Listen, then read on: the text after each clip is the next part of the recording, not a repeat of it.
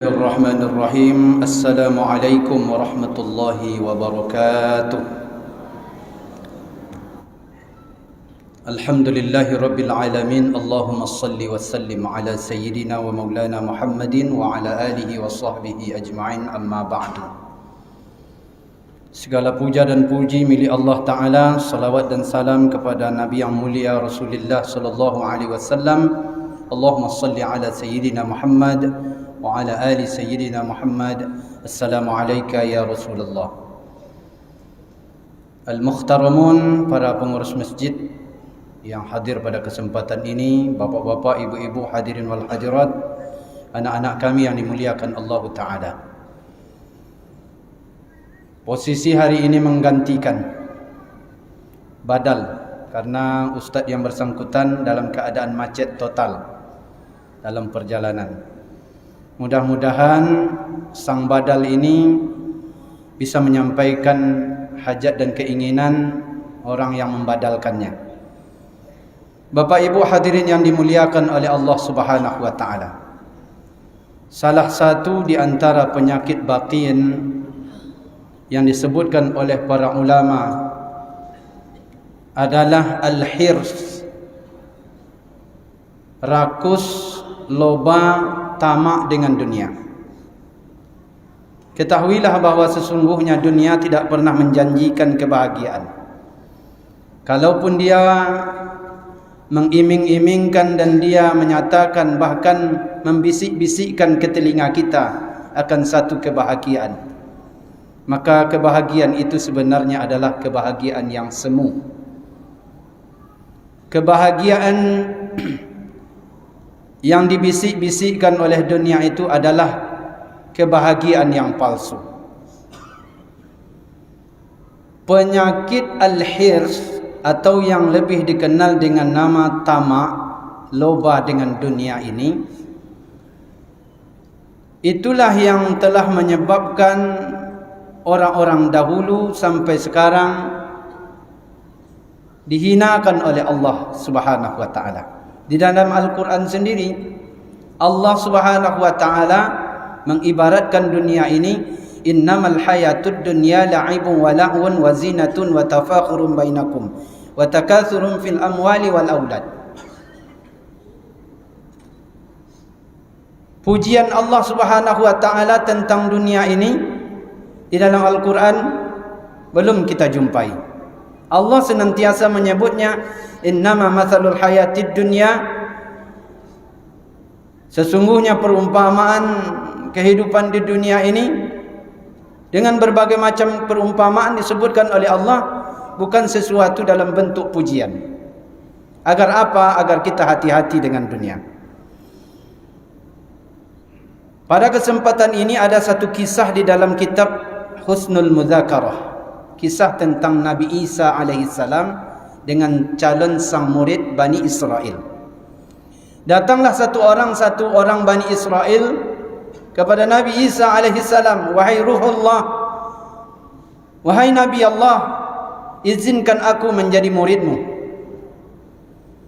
Memang Nabi Isa alaihissalam diceritakan dalam kisah salah satu di antara Nabi yang sangat zuhud kehidupannya adalah Nabi Isa alaihissalam, sampai disebutkan tak punya rumah. Rumahnya hanya beratapkan langit, kemudian air dari air hujan. Maka datanglah calon sang murid ini kepada Nabi Isa alaihissalam, wahai Nabi Allah, izinkan aku menjadi muridmu. Kata Nabi Isa alaihissalam, kalau engkau ingin menjadi muridku, engkau akan melalui berbagai macam proses. Karena menjadi muridku, kata Nabi Isa, ini tidak mudah. Disebutkan kisah ini, akhirnya apa? Kata Nabi Isa alaihissalam, boleh menjadi muridku, tapi kita akan melakukan perjalanan yang panjang. Dan sebelum melaksanakan perjalanan yang panjang itu, aku ingin pergi untuk sementara, kata Nabi Isa, dan aku titipkan 3 roti kepadamu. 3 buah roti ini kutitipkan kepadamu, nanti aku akan balik kembali. Akhirnya setelah perjalanan kepergian yang agak lama, Nabi Isa alaihissalam pun kembali kepada calon sang murid.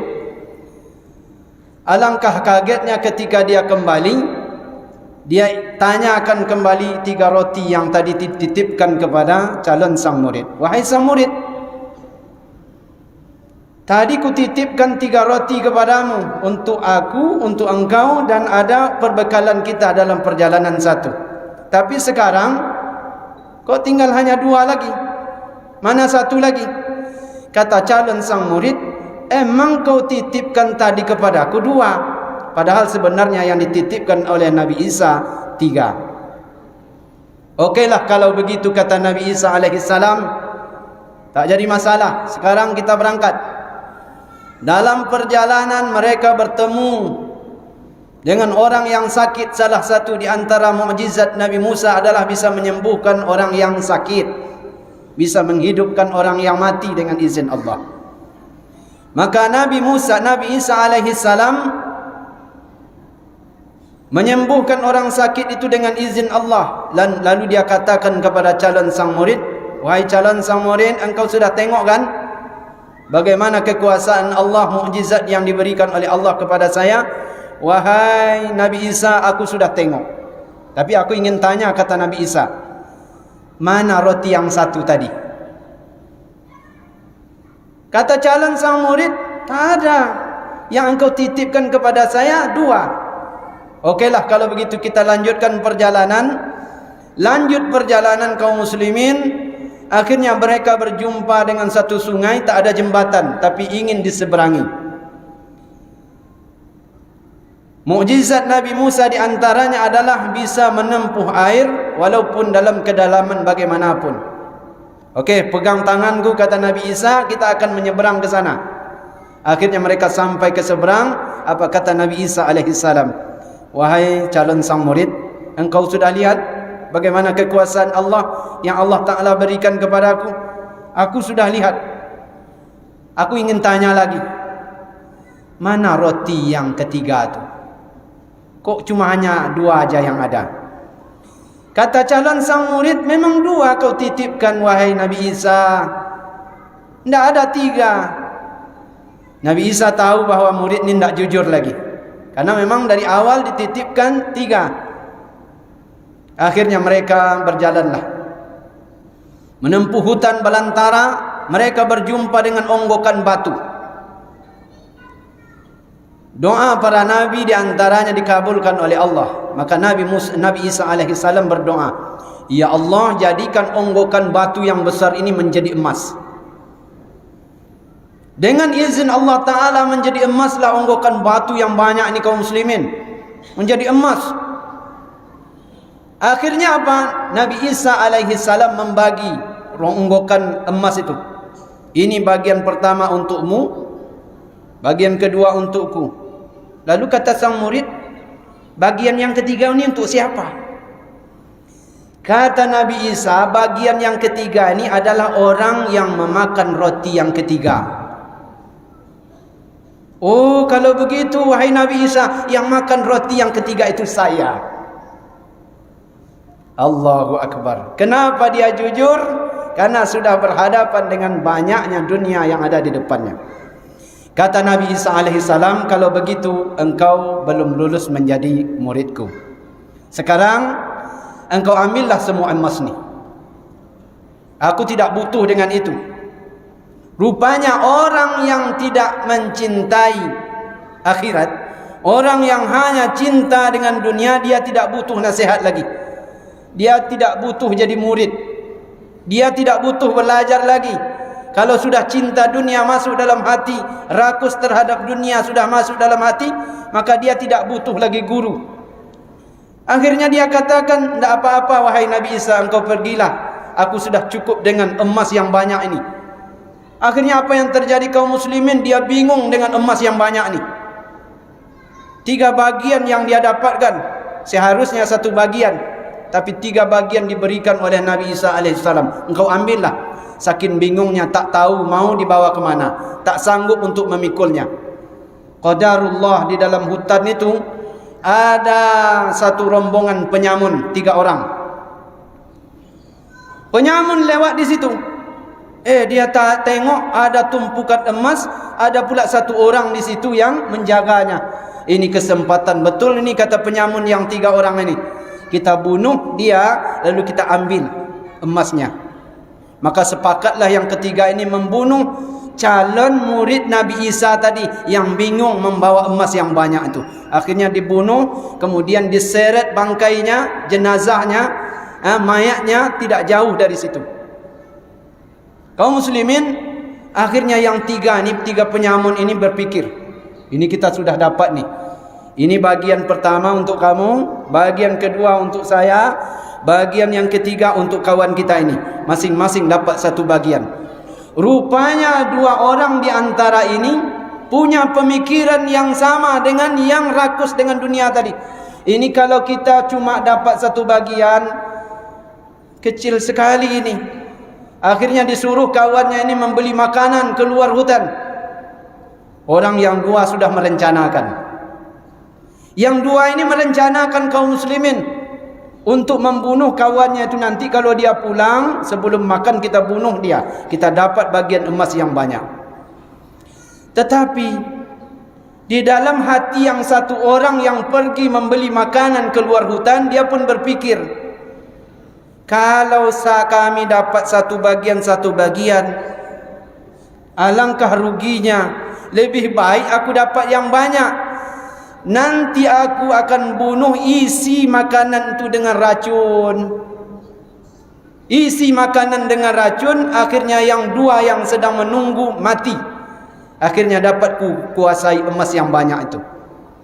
Datanglah dia dari membeli makanan yang ada.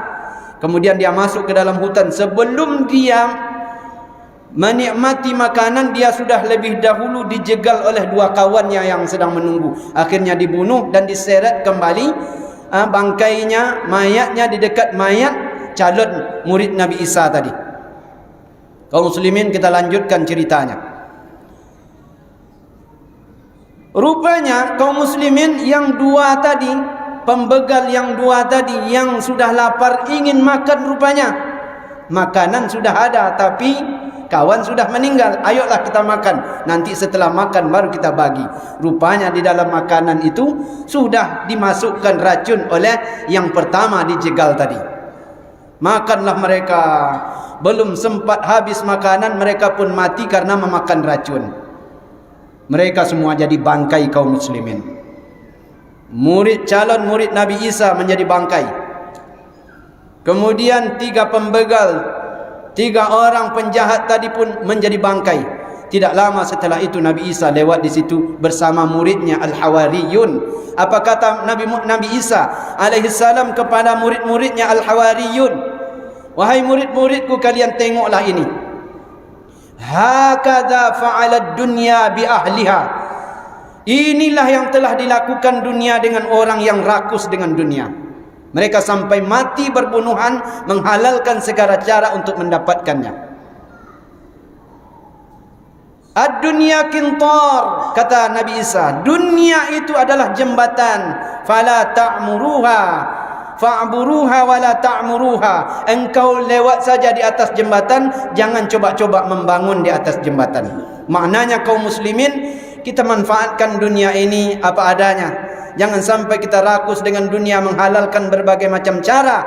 Akhirnya kita bernasib seperti calon murid Nabi Isa alaihi salam. Mudah-mudahan kita dijaga oleh Allah Subhanahu wa taala. Subhanakallahumma rabbana wa bihamdika asyhadu an la ilaha illa anta astaghfiruka wa atubu ilaik. Wassalamu alaikum warahmatullahi wabarakatuh.